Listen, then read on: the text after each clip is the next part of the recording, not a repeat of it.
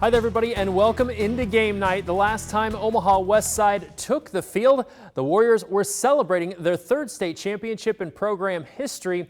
Tonight, West Side starting its title defense against its rival, Creighton Prep. Let's make our way out to Burke Stadium for this one. The Warriors shut out the Junior Jays 42-0 in last year's opener. Pick it up in the first quarter, no score. West Side's Colby Brown finds Dominic Rizak, who does the rest, takes it in 22 yards for the touchdown.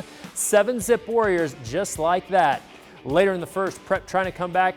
Shamar Brown breaking some tackles. Nice pickup for the Junior Jays. But still in the first, the Warriors defense coming through, tipped into the hands of Caden Russell.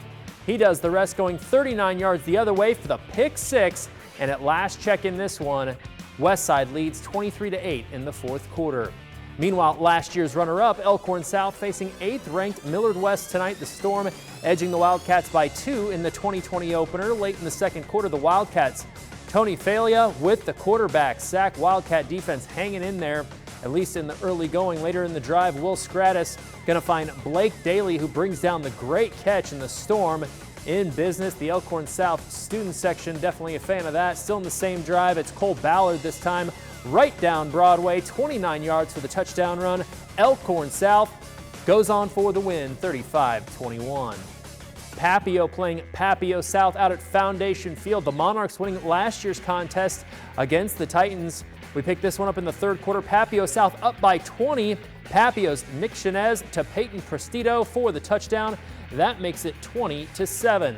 Later in the third, more from the Monarchs. Nick Chinez finds Luke Lindenmeyer for the touchdown. Papu pulls off the incredible comeback tonight, rallying from 20 down to defeat rival Papu South 28-26.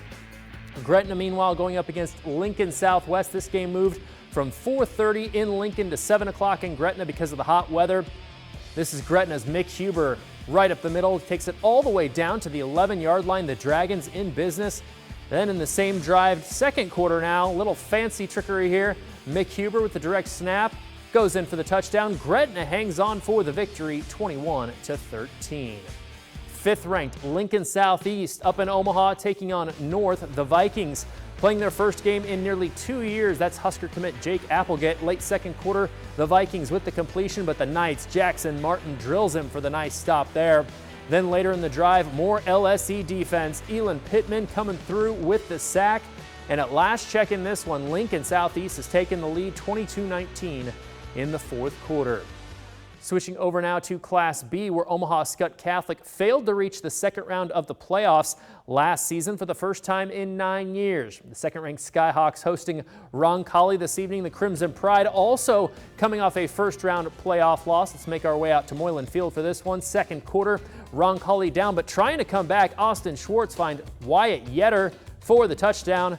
But Skutt still up by 2 at that point. Later in the second, the Skyhawks, Wyatt Archer, nice run here, takes it all the way down inside the 10-yard line. At last check in this one, Skutt all over Roncalli, 37-17.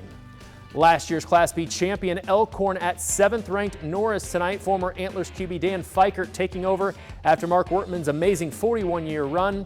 This is the Titans' Cooper Houseman taking it himself all the way down inside the red zone. Hits the pylon, but they call him out at the 2-yard line. He would later score on a 4th and goal. But it's Elkhorn hitting the game-winning field goal in this one with 50 seconds left to take it tonight, 20-18. Battle of Council Bluffs, AL taking on TJ. Let's head over to Wickersham Stadium for this one. First quarter, AL up 15-0. TJ trying to make something happen. Austin Schubert, the 8-yard touchdown run. Yellow Jackets within 7, but too much links tonight in this one. Eli Losaggio finds Tim McCarthy, 27-yard touchdown. At last check in this one, Abraham Lincoln in control.